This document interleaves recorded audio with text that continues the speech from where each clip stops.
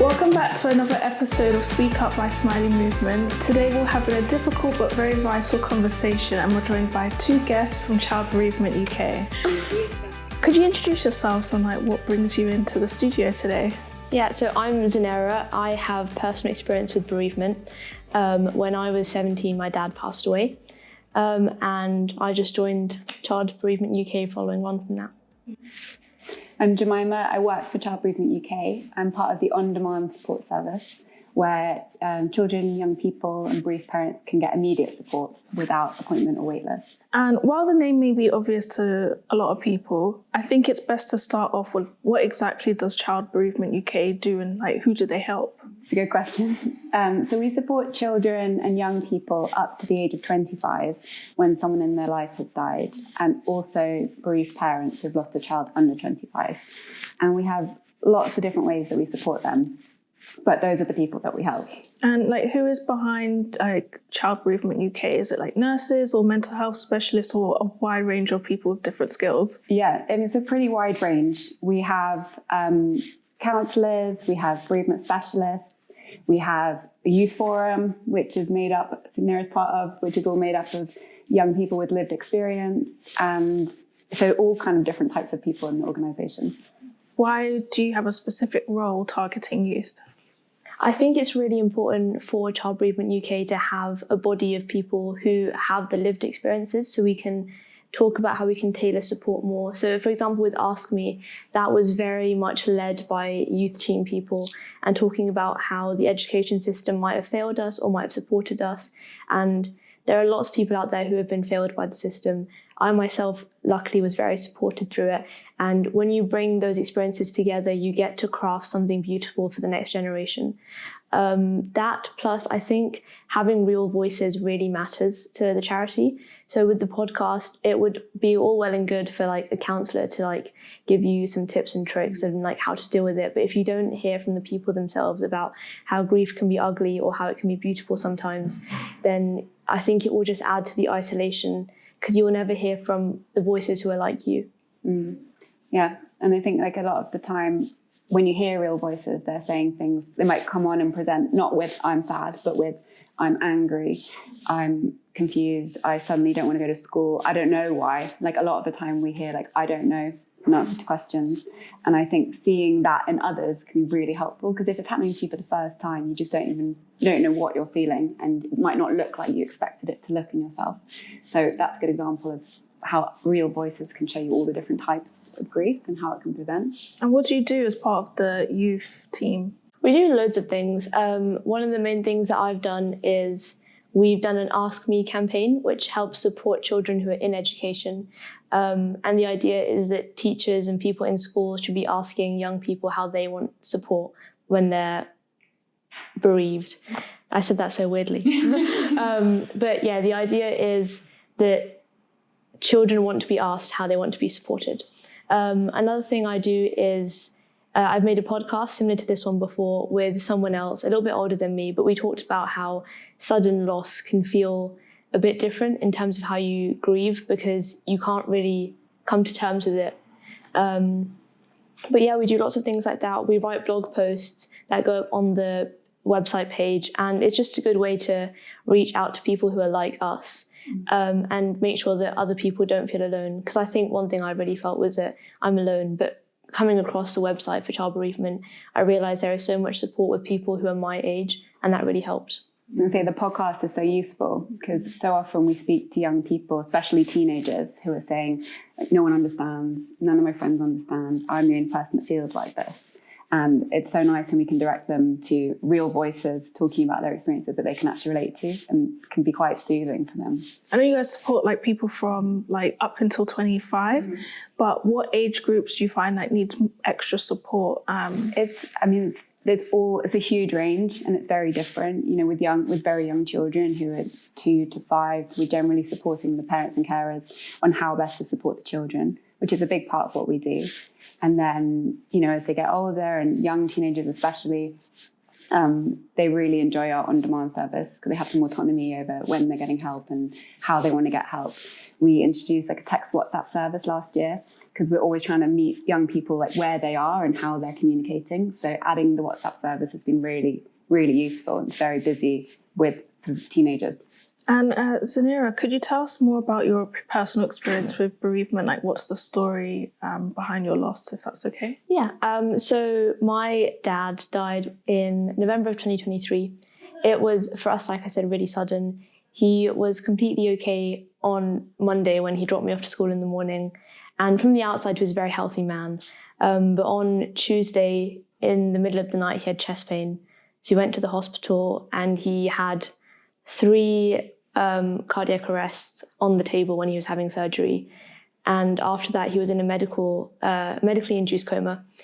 And then 2 days later, on Thursday, he died, just because of things like organ failure. But essentially, after he went into surgery, I never got the chance to speak to him again until he died on Thursday.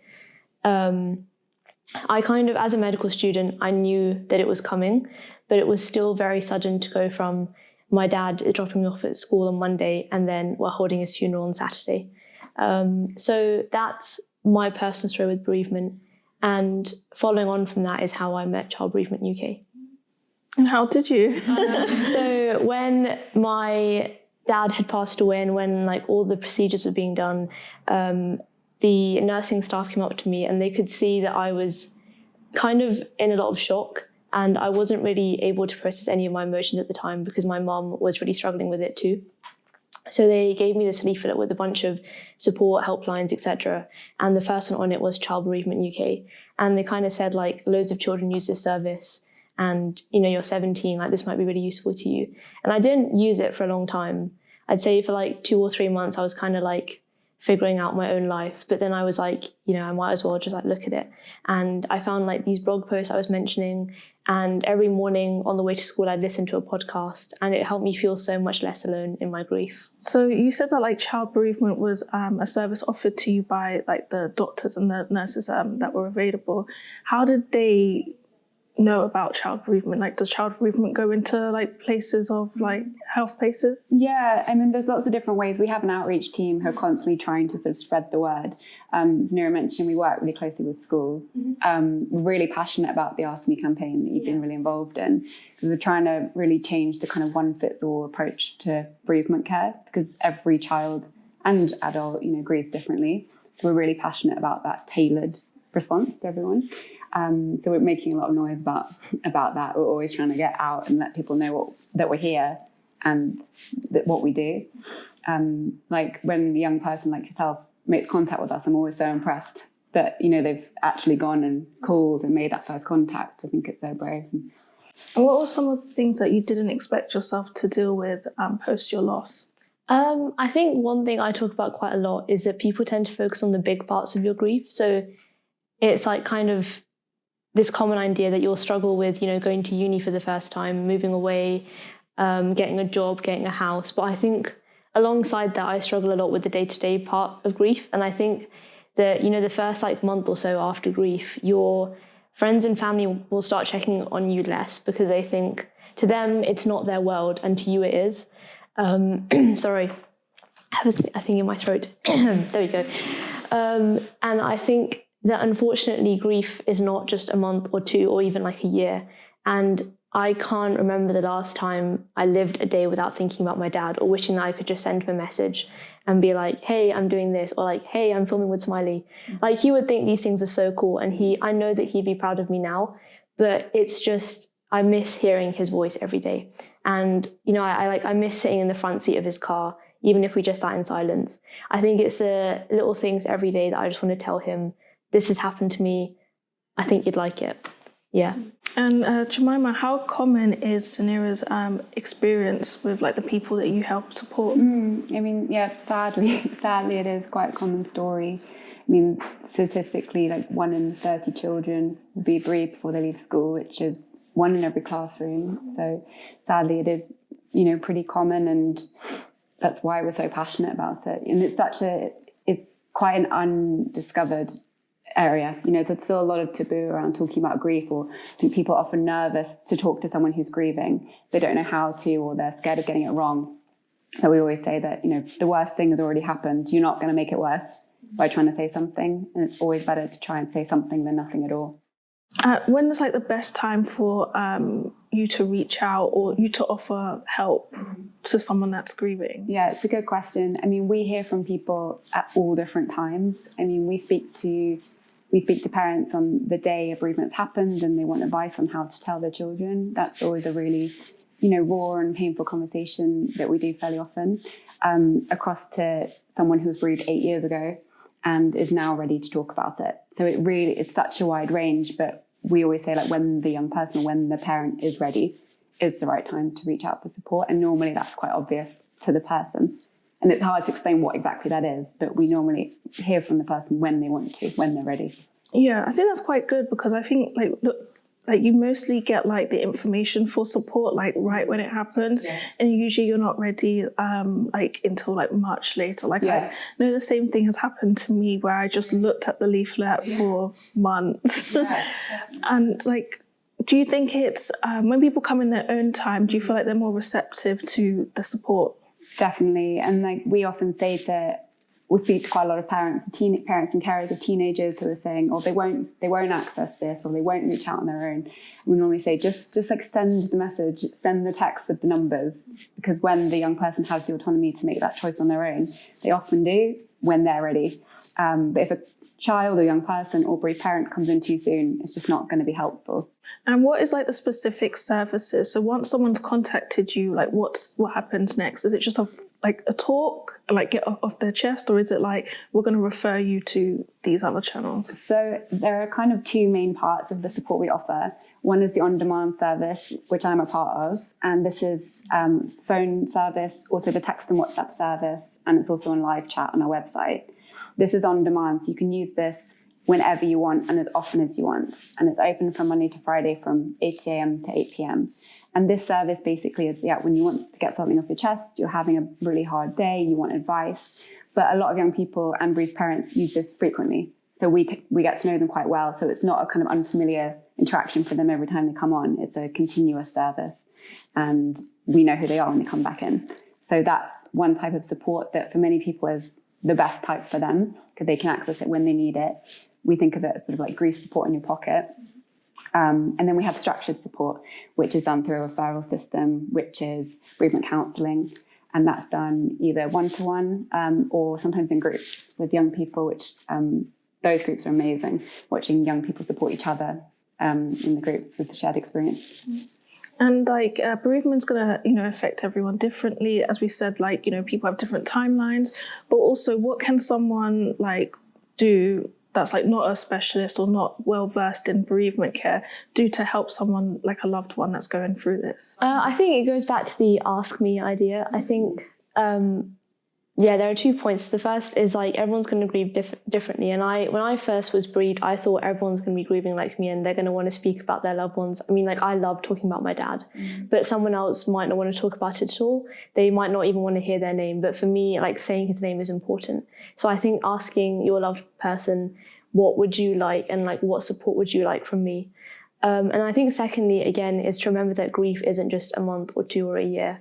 I had a friend who would check up on me on the 16th of every single month because she knew it wasn't just the year anniversary that was going to be important to me. It was the idea that the 16th would come around and I'd be sad. And I think it's things like that. And it's not just, I'm here if you need me. It's like kind of making sure that they know that like you're there for them. Offering like even something like helping out with the groceries if they're a bit older or things like that to make sure that they know that you are there. It's not just something you're saying, And how has like helping other people with their grief and their bereavement helped you with your own? I think in so many ways. I think, again, like I said, I felt really isolated, and to know that I am part of a group of people who felt that way, it's really, really beautiful. Like I made so many friends out of Child Bereavement UK, and it's nice to talk about grief in a way that isn't taboo between us. Because in the classroom, it's a bit like you can't really talk about it. People, they don't really want to hear because it's awkward. But with Child Bereavement UK, it's never an awkward conversation. So I think that's one thing. And again, I get the satisfaction of knowing that someone else could hear a podcast that I've recorded and feel like they're not alone in their grief. And if someone listening today is struggling with their own grief, what's the first step that you both suggest that they should do? I would say get support. Like, there is so much support and it's really robust. You know, if they want that with Child Bereavement UK, if they came in, they could talk to us as much as they needed, and it's ongoing and it's tailored, and we're here. So I think you don't have to do it on your own. It's hard. Grieving's really hard, but there's lots of help. I think I'd say that it's okay to sit with the grief. I think for a long time, or like even myself, I pushed it down because it was just too uncomfortable to sit with. But I think you have to sit with your grief and understand how it's changed you and what you need in order to go out and like get the support. Like, I realised that I wasn't ready to go back into a classroom for a long time, and I just wanted to sit in my own room and work through things by myself. But if I hadn't sat with my grief and understood what it has changed about me and what it's taken from me, I wouldn't have known that. So I think you have to kind of, unfortunately, get to terms with that new part of your life. Yeah, I think sadly the only way with grief is through it. Like, however many years you spend trying to go around it, actually like leaning into the grief and staying in touch with it is what will help you kind of heal and move forward. Like, we know it doesn't ever go away, but we talk quite a lot about the life going around it and getting bigger around the grief, but it always being part of you. Yeah. Even though that was the last question, I do want to go back to talk about like the taboo-ness around like grief. Why do you think there's a taboo? Or like, why do you think people are hush about it? Yeah, it's a good question. Like, we're really passionate about trying to open the conversation up, because we know that being taboo about it is unhelpful with grief, and actually talking about grief is really helpful. Asking people what they want and what they need is really helpful. I think people are just are worried about making it worse. They don't feel equipped. So a lot of the time, a lot of our job is to give people the confidence to talk to bereaved people and know that they can make a difference just by talking normally or being around. Yeah. I think what I found with my friends at school is that even though it is 1 in every 30 children, there's 29 children who don't really know about it. And like, they don't know what to say, and they're afraid to say the wrong thing. But I think, again, like we've said before, it's so much better to just say something, because the worst thing has already happened. And even if that something is like, how can I help? That's okay. I remember when I first told my friends, I was scared to tell them because I didn't want to lose them as friends. And the truth is that like grief will change a lot of your relationships because of that. And that is okay. And what I've done as a result is I like try and bring my dad up in so many conversations. I make lots of very uncomfortable dead dad jokes. And that is my way of forcing him into conversations when I feel like no one's going to give me that space. But now where I am at uni, people know that I like to talk about him. He comes up in conversation all the time. I talk about him like he's still here. And I think it's important that you kind of advocate for yourself in that sense and be like, this is what I need from my friends when the only person who could have helped me through this is gone. Like I always say that if it was anyone else who had died, I feel like my dad would give me the wisdom to get through it, but I've lost that wisdom. So it's kind of like, again, advocating for yourself and making sure that you were supported through the worst thing in your life. And Zunera brought up a good point of like humour. You know, like grief doesn't just look like sadness. Like, there's so much dark humour in grief, and there's also joy. And we recently launched a like dance and movement group at Child Bereavement UK called Emotion in Motion, which was actually named by our younger youth forum. They came up with the name, which we thought was like amazing. And it's just dance. So we have a check-in at the beginning where we talk to the children about who they're here for or who's died, and then they dance for an hour, and that's the whole session. And it's amazing because they're kind of united, and they're all bereaved and they're united in grief, but it's incredibly joyous. So humour and joy and togetherness are all parts of grief. Like, it looks all different colours, and we always say like all feelings are normal, all feelings are allowed. Do you think it's kind of like just people sometimes like when they're processing it? Like, I remember when I went through grief myself, it's actually really like, it's much different to like losing a parent or losing a child. But I lost my dog, And I remember like we had to go to the vet. He got put down, unfortunately. And then I just had to go back to work. And I remember just like being like, I kind of had like a bit of like PTSD where I would like, because I was giving him medicine every morning, I would just keep going down to give him medicine, but he wasn't there.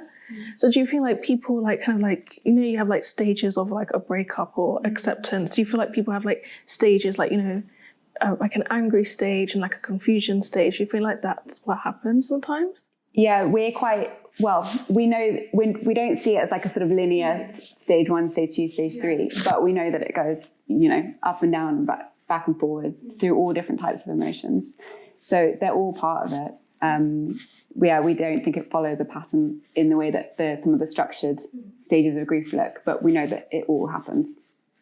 Yeah, I think I myself personally, when I was first bereaved, I thought grief is just sadness, but it really isn't. I write a blog post called Today I Feel, and on days when like the grief is different or weird or heavy, I just like word vomit how I'm feeling.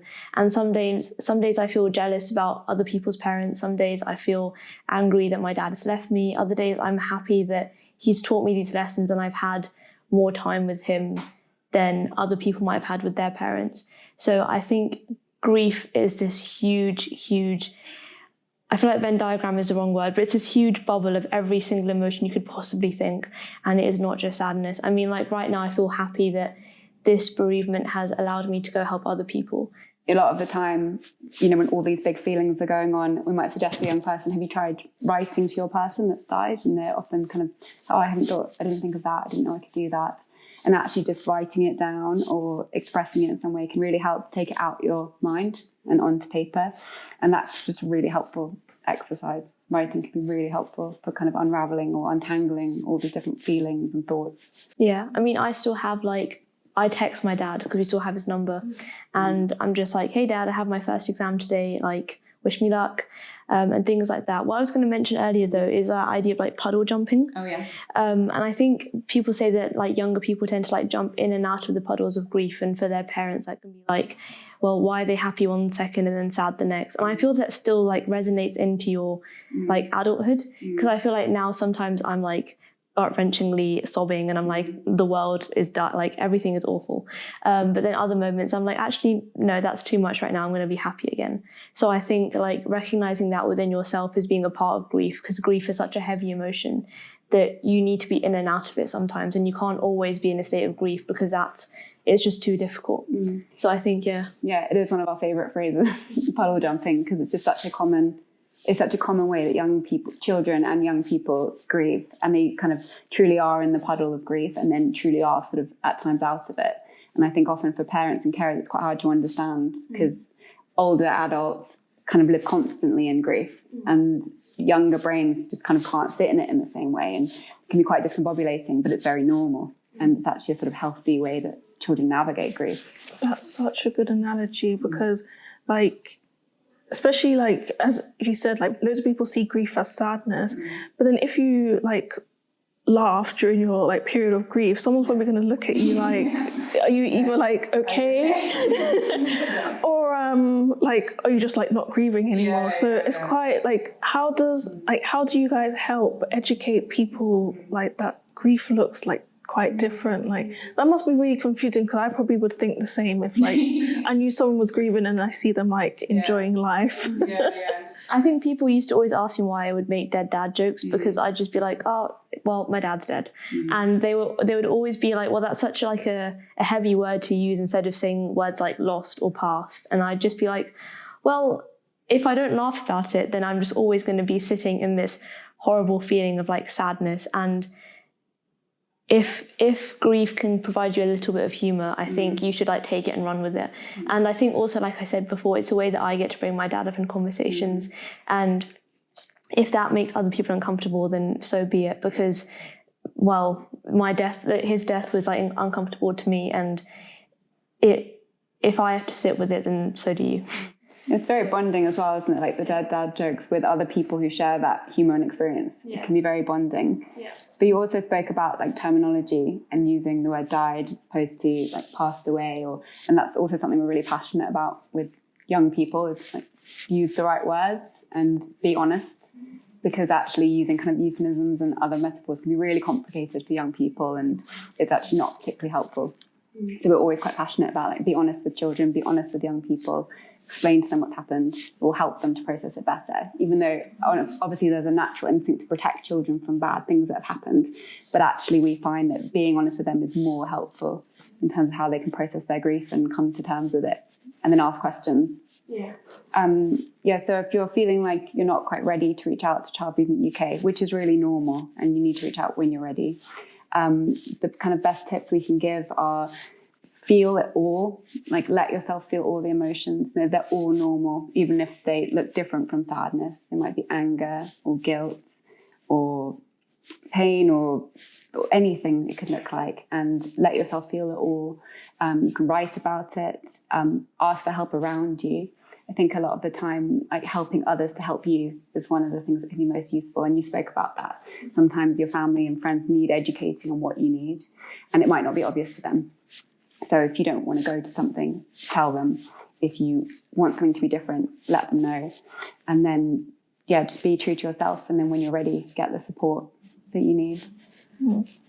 Well, thank you both so much for like talking about your experience and like the incredible work that you guys do with Child Bereavement UK. And for our listeners, I hope this podcast gave you like a source of hope, as well as some comfort and some community if you're experiencing bereavement. And check the description for all of Child Bereavement links and resources.